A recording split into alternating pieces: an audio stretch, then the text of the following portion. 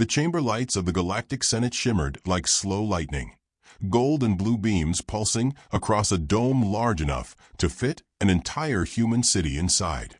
Alien diplomats, scaled, feathered, crystalline, and vaporous, buzzed and murmured in dozens of tongues as holograms of the Eridani for massacre replayed in cold silence above the marble floor. 8,000 human colonists, mostly cadets, children, and teachers, burned in white fire. The Emperor of the Galactic Empire, seated on a hovering throne of obsidian light, had called it an unfortunate demonstration error. The others laughed. Then a door slid open with a hiss like a sigh, and one man walked in. He wore no armor. No entourage followed him. Just a dark officer's coat, a half-finished cup of coffee in one hand, and a small silver pin shaped like earth on his chest. General Nathan Cole of the United Terran Command. Age 42. Expression, calm, almost bored. The faint smile of a man who'd seen too much to be easily impressed. Every alien eye in the chamber turned. The silence that fell was tangible, a weight. Humans sent one delegate, hissed a lizard-skinned senator from the Trocan Dominion. How quaint. Perhaps they've run out of bodies already. Cole didn't answer. He took a sip, set the cup on the nearest hovering console, and looked around the circular chamber as though checking out a diner he might or might not like. "Nice place," he said softly, his Terran drawl smooth and oddly comforting. "Bit cold for my taste, but then again, you folks never really got into insulation." The Emperor's voice cracked like a crystal whip. "Human, you stand before the Empire accused of interference, trespass, and uncontrolled breeding. And now, retaliation for your children's rebellion. Do you wish to explain your species' insolence?" Cole smiled, not the smile of diplomacy, but of patience. "We came to listen, and maybe, if we're lucky, to understand how accidental genocide qualifies as a teaching exercise." A ripple went through the assembly, half amusement, half warning. The avian representative of the Varel Confederacy leaned forward. "We do not recognize your primitive emotionalism, General. You must learn that war is the cost of expansion." "Expansion," Cole echoed thoughtfully. "You know, on Earth, we used to have a saying about that. Something about manifest destiny. Never ended well for the people who believed it." He gave a small shrug. "But I digress. Please continue." The senators shifted uneasily. They'd expected rage, pleas, demands. Instead, he sounded like a man ordering breakfast. The Emperor gestured sharply, and the hologram above flared again.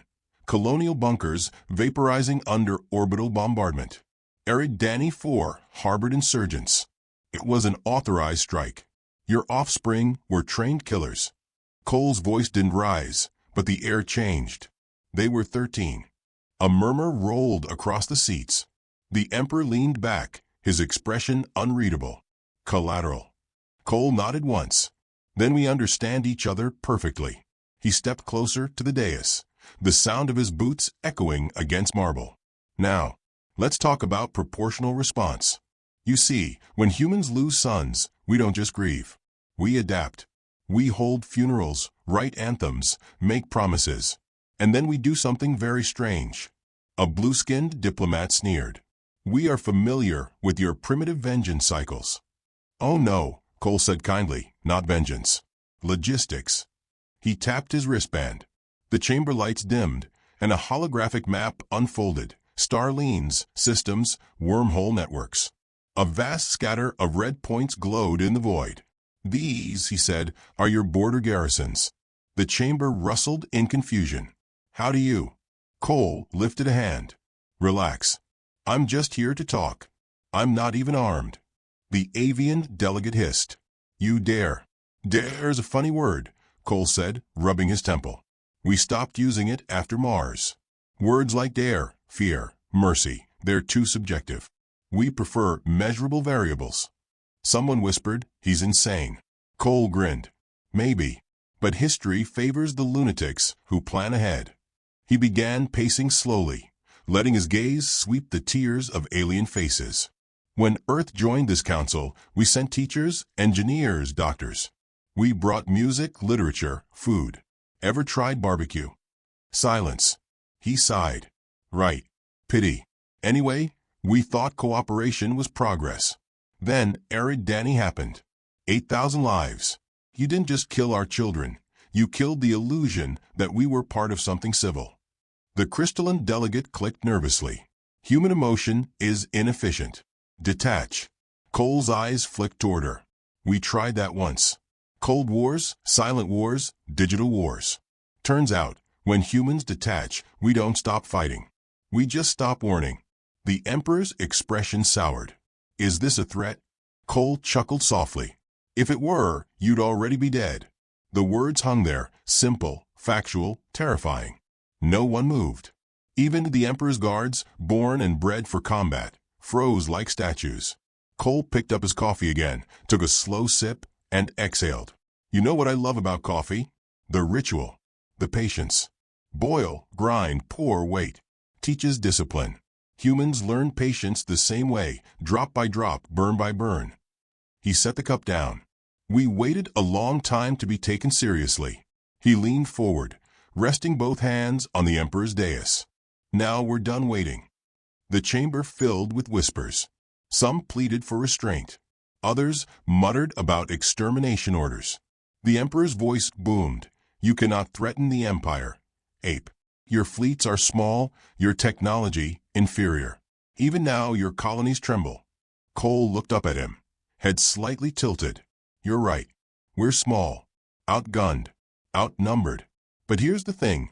You don't need to fear our weapons. He pointed to his temple. Fear our curiosity. Fear the species that asked how to split an atom and then did it before lunch. A few delegates laughed uncertainly. Cole smiled along with them. See, that's the problem with peace treaties. They make you forget who you're sitting next to. His wristband flickered again. This time the projection was not a map, but live footage, deep space. The stars twisted, stretched, and opened like wounds. Dozens of human fleets emerged silently from folded space. Their hulls bore painted names. USS sorry about that, USS tried Jesus, USS Mom said no, USS final offer. The laughter died. Cole's voice softened. We built these in the dark with scraps and spite. Every one of them carries a message from a parent who buried a child. The avian delegate croaked. You can't win. There are trillions of us. Cole's eyes met hers, steady, compassionate, terrifying. Winning isn't the point. The point is that you learn the cost of waking us up. The Emperor rose, towering in his shimmering armor. You dare invade Imperial space. Cole straightened, tugging down his coat. Invade? No. That implies conquest. We're not here to take anything back. Then what? Cole smiled faintly. We're here to remind you that fear was never yours to give. A low hum began in the distance. A vibration felt more than heard. It grew stronger, reverberating through the chamber's marble floor. Lights flickered. Alien sensors pinged in alarm. Outside the dome, hundreds of human ships stood motionless in perfect formation, their drives cold, their weapons silent. The Emperor's command staff shouted reports. They've bypassed our perimeter. No energy readings. How? Cole turned to leave. We call it manual targeting. Ancient technique. Computers panic, but people, we just breathe and pull the trigger. He stopped at the doorway, glancing over his shoulder. You called it an accident, what you did on Eridani 4. I suppose what happens next will look like one too. Funny how that works. General Cole, the Emperor barked. You are outnumbered. Do you wish to start the annihilation of your species? Cole paused, thoughtful, then smiled as if recalling a fond memory. Annihilation. He chuckled. Sir, that's how our stories begin. For a heartbeat, no one spoke. The silence felt electric, heavy with comprehension. Somewhere deep below the chamber, an alarm began to wail, a single human transmission pulsing through every frequency. Operation Final Lesson, Phase 1. Cole slipped his hands into his coat pockets, the faintest sigh escaping his lips. Well, he murmured, half to himself, I told them to wait for my signal. The lights dimmed. Outside, the stars turned red. The Galactic Council chamber erupted in noise and motion. Chairs spun, wings fluttered, fins thrashed. beams of panic light rippled across the ceiling as envoys shouted over one another in a dozen languages. Only moments ago, they had been laughing at the humans' composure. Now the laughter was gone, replaced by the realization that the human fleets outside were not a bluff. "Impossible," cried the Trakan representative, slamming a clawed hand on the table. "Humanity doesn't have access to phase-full technology. Their engines are 2 centuries behind ours." The avian delegate of Varel screeched, feathers puffed. "And yet they are there. Dozens of them, all broadcasting that same cursed phrase, Operation Final Lesson. What does it even mean?"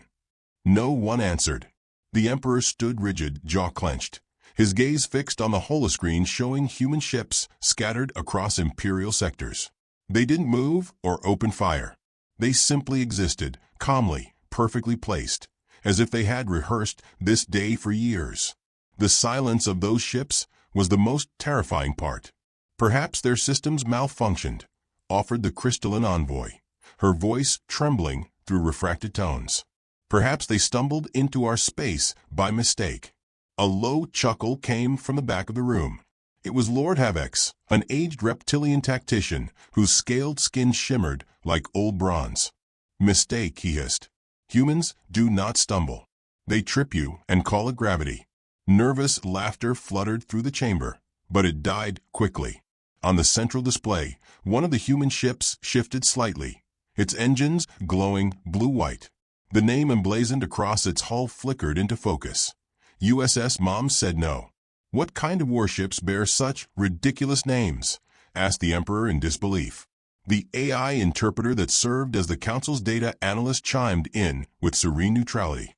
"Human naming conventions are based on humor, irony, and psychological misdirection. It appears to be intentional." The Emperor scowled. Intentional mockery. The AI hesitated. Or morale. Or perhaps both. Another holographic feed activated. A Council intelligence officer, pale and sweating, appeared via remote link. "Your Majesty, we've just intercepted human communication signals. They're encrypted in something called memes. We are unable to decode emotional subtext." "Meme," repeated the crystalline envoy, blinking. "It appears to be a visual linguistic weapon designed to confuse logical minds." The Emperor slammed his gauntlet fist onto the console. "Enough riddles. Deploy the first defense fleet. I want those ships surrounded." Outside the chamber, the orders rippled through the Empire's networks. Fleets moved. Engines flared. But every time an Imperial vessel locked onto a human target, the human ship blinked, vanished, reappeared behind them, silent, unhurried. "They're playing with us," Lord Havex growled. Inside the chamber, the panic turned brittle. Cole's projection still shimmered faintly in the corner, replaying his last line, "We're not here to take anything back." His expression, calm, almost compassionate, lingered like a ghost. The Emperor glared at it, his breath heavy. What does he mean by that? Not to take anything back. Then what is their objective? The AI blinked. Possibility 1, total annihilation. Possibility 2, demonstration. Possibility 3, psychological warfare preceding surrender. The Varel delegate flapped her wings sharply. "You think they expect us to surrender?" No one answered her this time. The Emperor turned to his generals. "Speak. How are they blocking our scans?" A nervous technician fumbled at his console. "Their hulls are made of, it seems to be metal mixed with carbon fiber, and, sir, it's painted black.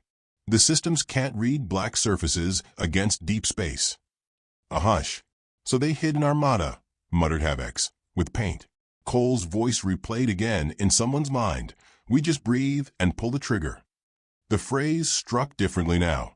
Across the chamber, panic became something worse. Understanding. The Emperor barked to the AI. "Predict their next move." "Impossible," the AI replied. "They are operating outside known strategic logic. They appear to be improvising." "Improvising," hissed the Trakan senator. "That's not a strategy." "For humans," said Havex quietly, "it is." Screens flickered again. A dozen Imperial fleets tried to encircle the human armada. Every tactical path collapsed into chaos. Human ships responded by splitting apart into hundreds of smaller squadrons, vanishing from sensors, reappearing near supply depots, orbit lines, and communication hubs. But still no attacks, only presence. The Emperor's scales glinted under the chamber lights. "They're taunting us." "No," murmured the crystalline envoy, "they're teaching us." Her words hung in the air like smoke. The Emperor turned on her. "Explain yourself." She hesitated. Their silence, their restraint. It is a pattern of instruction. They want us to see something. A young aide stumbled into the chamber, breathless. "Your Majesty, the humans have transmitted a public statement to all major networks." The hollow feed filled the room. General Cole appeared again, seated at what looked like a diner booth. A steaming cup of coffee beside him, background noise of soft jazz. "Good evening, neighbors," he began cheerfully. "I hope this broadcast finds you well. I know tensions are high, so I wanted to clear things up before someone does something rash." The chamber froze. Cole leaned casually on his elbows. "You're probably wondering how we built ships that can jump like yours. Truth is, we didn't. We just borrowed your math. You left it on the open web." Outrage thundered through the council, but Cole's tone remained polite. "Now, I'd like to make this simple. No invasions. No demands. We just want you to understand a principle we hold dear back home. You don't hurt kids." His eyes hardened, though his smile didn't fade. "You can take planets, economies, even pride, but when you touch a child, you wake something in us that no species has ever survived waking." Then he took a sip of coffee. "Anyway, have a nice evening. And keep your fleets grounded for the next 72 hours. Space might get bumpy." The feed cut. Silence. The Emperor rose so suddenly his throne jolted backward. 72 hours? What does that mean? The AI's voice trembled with static. They may be deploying something large-scale. Long-range gravity manipulation, perhaps. Or, a new alert screamed through the council's comms. A wall of data scrolled in red.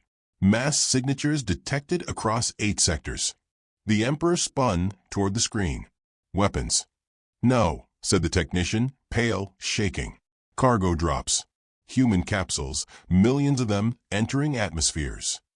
Lord Havix bared his teeth. "Troops." The technician shook his head.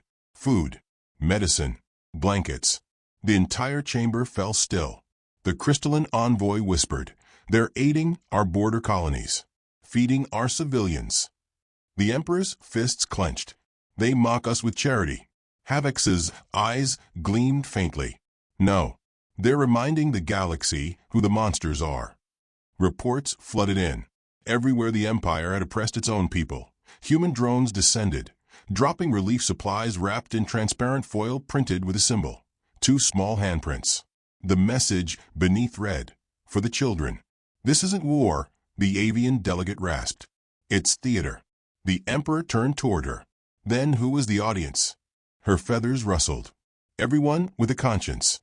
The Emperor shouted orders for retaliation. But every missile, every targeting system, every defensive platform flickered offline simultaneously. The AI confirmed the impossible.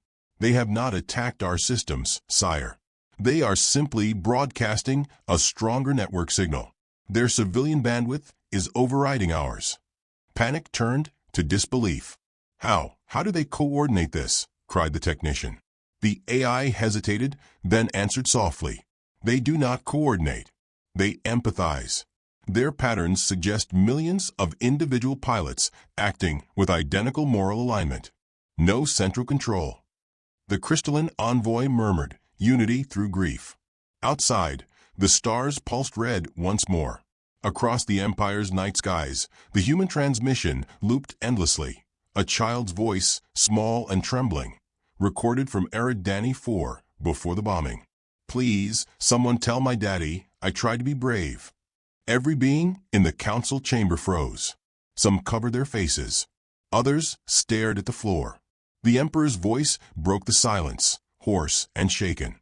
"End this transmission." "We can't," said the AI. "It's being rebroadcast by your citizens." Cole's quiet words from the earlier meeting echoed in their minds. You wanted to teach us a lesson. Now we're teaching you one. The emperor sagged into his throne. The council sat paralyzed, listening to the child's voice fade into static. And then, without warning, every screen went black. A single sentence appeared across them all, calm, white, and human. Lesson 1 complete. The lights flickered, and somewhere in the endless void, the hum of 1,000 Terran engines began to rise again. The throne hall of the Imperial Citadel was quiet for the first time in living memory. No heralds, no echoes of command. Only the distant hum of planetary shields flickering under invisible pressure. The Emperor stood alone before the towering windows that overlooked the capital's endless sprawl of light. Beyond the skyline, black specks hung motionless against the stars, human ships, silent as gravestones. A faint shimmer broke the stillness. General Nathan Cole materialized in a halo of golden light. No guards, no weapons. Just the same dark coat, the same calm posture, and a small, battered mug in his hand. You brought your own drink, the Emperor said. His voice was dry, strained, forced into control. Cole smiled faintly. Habit. They don't serve good coffee out here. The Emperor studied him for a long moment. You walk into the heart of my empire after violating our skies. Do you think I won't crush you where you stand? Cole swirled the mug, watching the ripples. If it helps, go ahead and try. I'm told it's good for the ego. The Emperor's hand twitched toward the command plate embedded in his throne, but he stopped himself. You are remarkably calm for a man whose species stands on the edge of extinction. Cole's tone was mild. That's funny. We've been standing there for a few millennia now. It's a comfortable view. The Emperor's eyes narrowed. What do you want, human? Cole met his gaze, and for the first time, the faint humor drained from his expression. To correct a misunderstanding. You think this is about revenge. It's not. A beat of silence. Then what is it about? Balance, Cole said simply. You killed 8,000 of our sons and daughters. You turned a training colony into ash, called it collateral. You thought we'd scream, march, beg. But all you did was teach us focus. The Emperor's lip curled. Focus does not win wars. Cole tilted his head. No, but clarity does. He raised his wristband, and a web of holographic lines flared to life in the air. Galactic trade routes, communication nodes, energy conduits. Every shipment you've made, every star lane you've hidden, every private channel you've whispered through for the last 50 years. We've been listening. The Emperor's composure cracked. That's impossible. Cole's smile was thin. It's coffee. The Emperor blinked. What? Coffee, Cole repeated. The trade program you approved when Earth joined your council. You remember? Billions of tons exported across colonies. Bags, containers, crates. We laced them with nanospools, microscopic listeners. They hitchhiked through your entire economy. We didn't build weapons, we built ears. The Emperor's voice dropped to a whisper. Spying. Observation, Cole corrected. You can't trust a galaxy you don't understand. And we do like to understand things. It's a human quirk. The Emperor rose slowly from his throne. You used our own supply lines to map the Empire? Cole nodded. Every ship, every patrol, every whisper. For years, we played the fool. Let you call us savages, primitives, children with sharp sticks. It was convenient. The Emperor's claws tightened around his throne's armrest. And your fleets? Where'd you find the resources to build them? You have no empire, no tributaries, no mining rights. Cole chuckled. Oh, we borrowed a few things. Some ideas. Some technology. You might recognize your own designs if you squint hard enough. The Emperor stared, realization dawning like a wound. You stole from us. Copied, Cole said gently. We're very good at copying. We just improve on the recipe afterward. The Emperor turned away, his reflection trembling in the window. You are parasites. Cole took a sip from his mug. Maybe, but efficient ones. For a moment, neither spoke. Outside, a faint pulse of light rippled across the fleet lines, a synchronized blink like a heartbeat. The Emperor turned back. You think you can terrify us into submission with theatrics? Cole shook his head. No. I think I can remind you what happens when you forget what fear feels like. The Emperor moved closer, his heavy steps echoing. Fear is a weakness. Not for us, Cole said softly. It's a compass. It points to what we love most.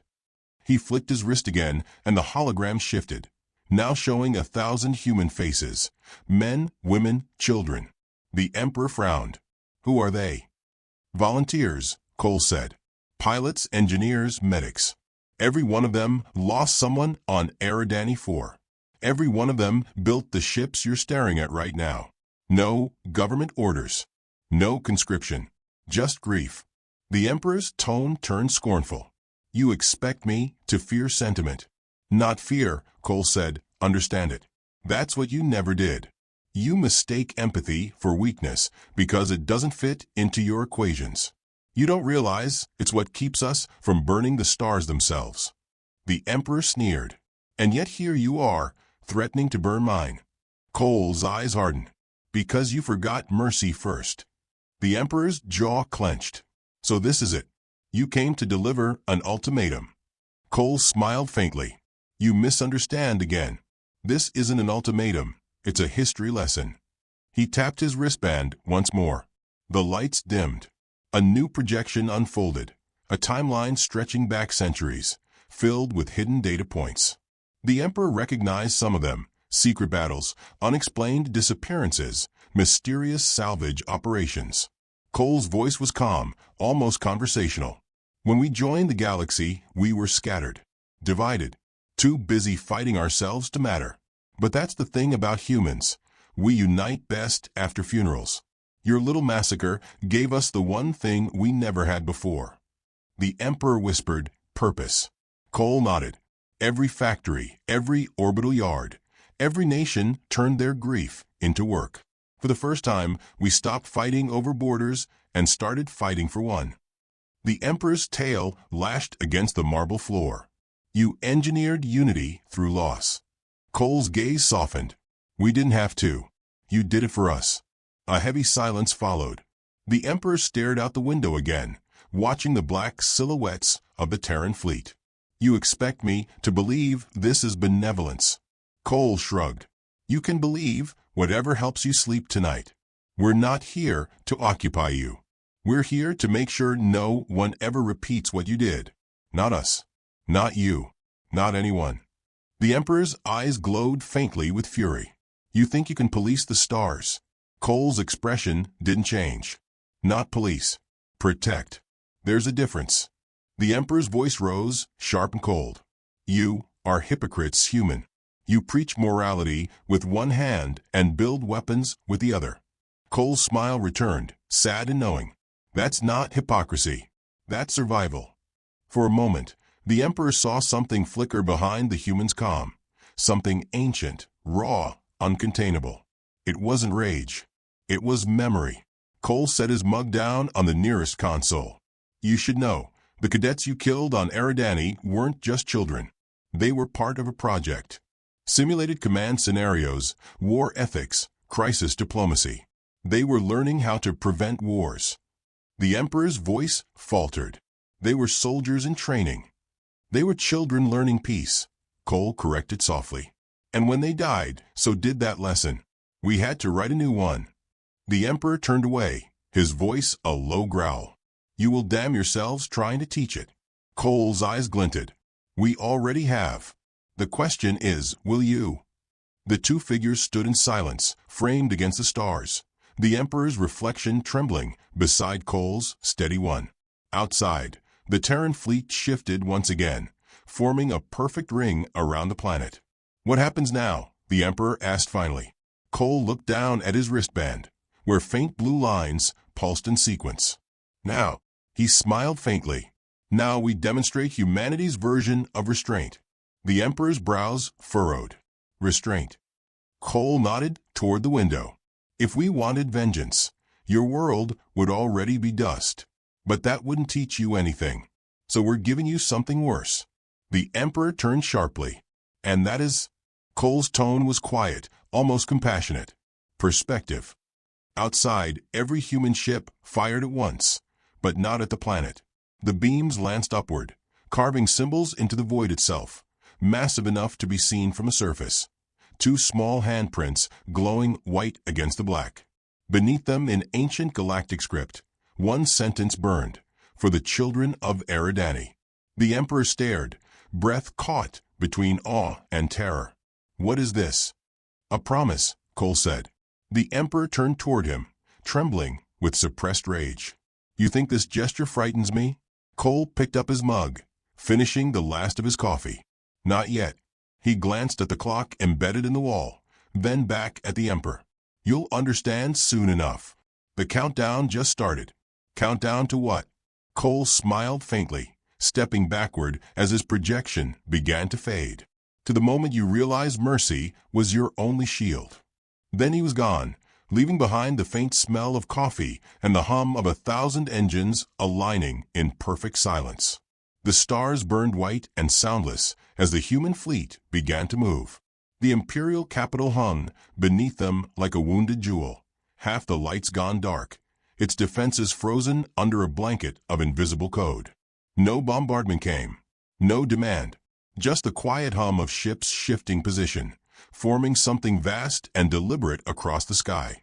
In the throne hall, the Emperor stood unmoving, eyes locked on the holographic feed. His generals surrounded him, whispering theories, terror weapon, blockade, surrender ritual, but none dared approach him. He stared until his reflection blurred in the glass. "They are not attacking," he murmured. "Why?" Then the feed changed. Across the Empire, every display flickered alive. Streets, homes, stations, everywhere the same image. General Nathan Cole, standing on the bridge of a Terran ship. No armor, no banners, only that same dark coat and that battered mug in his hand. His voice was calm, steady, unbearably human. "To the Galactic Empire," he began, "we thank you. You've reminded us what family means." The Emperor's claws dug into the armrest. Cole continued, "You taught us that peace without empathy is just anesthesia. You taught us that law without conscience is just convenience. And you taught us that when humanity is wounded, we don't break, we organize." He turned slightly, nodding to someone off-screen. The image zoomed out to reveal the fleet beyond him. Thousands of ships orbiting in silence, engines dimmed to a low red glow. "You see, we don't want your worlds, your wealth, or your thrones.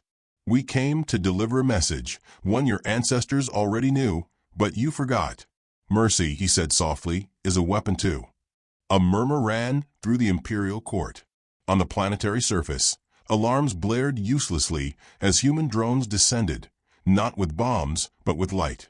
They didn't strike cities, they hovered above them, casting columns of golden radiance that spread across the streets like dawn. Every citizen who stepped into that light felt their implants deactivate, their weapons disarm, their comms shut off, but no harm followed. Children stared upward, laughing as the air shimmered with soft static. "Sir," a general whispered, voice trembling, "they've shut down our entire defense grid." The Emperor's throat tightened. "And yet they do not kill us." Cole's voice returned, echoing through every broadcast channel. "For centuries, you've believed strength meant domination. You measured greatness by obedience. You called compassion weakness. We used to think that way too, until we learned the price. The ruins of our own world taught us that power untempered by grief becomes its own executioner." His tone softened, almost like a confession. "We buried billions learning that lesson. And still we forget, sometimes. That's why this had to happen. To remind us as much as you." He gestured toward the stars behind him. The formation shifted again, the ships aligning until their collective lights formed a single symbol recognizable across cultures. A child's face outlined in white. Beneath it, the human transmission repeated, "For the children of Eridani." The Emperor sank slowly into his throne. "He means to humiliate us." "No," whispered Lord Havex beside him. "He means to educate us." Across the Empire, panic began to melt into silence. Civilians who had once cheered for conquest now stood in awe beneath the golden sky. The human lights illuminated everything, their monuments, their ruins, their faces. The war had stopped not through annihilation, but through exposure. Every act of cruelty, every imperial broadcast, every cover-up was projected across the heavens like open wounds. The Empire was forced to look at itself. On the flagship bridge, Cole watched in silence. His officers said nothing. They didn't cheer. They didn't smile. Some wept quietly. "Turn it off after 12 hours, he said finally. "They'll remember it longer if it hurts." A young lieutenant glanced at him. "Sir, is this justice?" Cole stared out the viewport. "No," he said softly. "It's education. Justice comes later, when their children teach theirs what mercy looks like." He set his mug down, the last drop of coffee trembling inside. "Send the withdrawal code." 1,000 ships flickered blue, then began to turn away from the planet. Slow, graceful, deliberate. No pursuit came. The Empire's fleets had no power left to move. They simply watched, stunned, as the Terran Armada drifted toward the edge of space like a tide going home. The Emperor leaned forward, voice cracking through the comms. "Cole, answer me. Why spare us? Why show mercy to those who murdered your blood?" Cole's face reappeared, faint in the static. His eyes were tired, but his voice remained steady. "Because if we become you, then they died for nothing." The words struck harder than any weapon. For a long moment, the Emperor said nothing. The line crackled. "And if we come for you again?" Cole's smile returned, small and sorrowful. "Then I'll send someone who doesn't drink coffee." The signal faded. The Emperor slumped back, the chamber echoing with the hum of dying machinery. Outside, the golden light began to dissolve, leaving the capital bathed in a strange, clean darkness. It felt honest. For the first time, no one spoke. No one ordered. The silence itself was the lesson. Far above, Cole stood on his bridge as the last light of the Empire's capital faded into shadow. His first officer approached, voice hushed. "Sir, the galaxy will never see us the same way again." Cole nodded slowly. "Good. Maybe this time they'll see us clearly." He turned, looking toward the memorial wall built into the ship's core, a slab of metal engraved with thousands of names. He touched one near the top, Eridani 4, Cadet Corps. His hand lingered there. "You can stand down now, kids." Class dismissed. The stars stretched ahead, cold and endless. "Helm," he said quietly, "set course for home." The fleet engines ignited as one, scattering starlight across the void.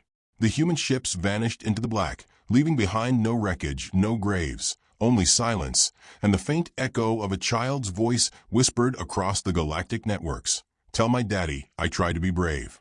On the Imperial world, the Emperor listened to the final transmission before it faded. His reflection stared back at him from the darkened glass, aged, hollow, uncertain. For the first time, he whispered words that were not orders, but prayers. And across the galaxy, in the ruins and riches of every world, one truth settled like dust. Humanity had not conquered. Humanity had taught. The stars glowed faintly, and somewhere in the distance, a single message blinked once more before the systems went dark. Lesson 2: Do better.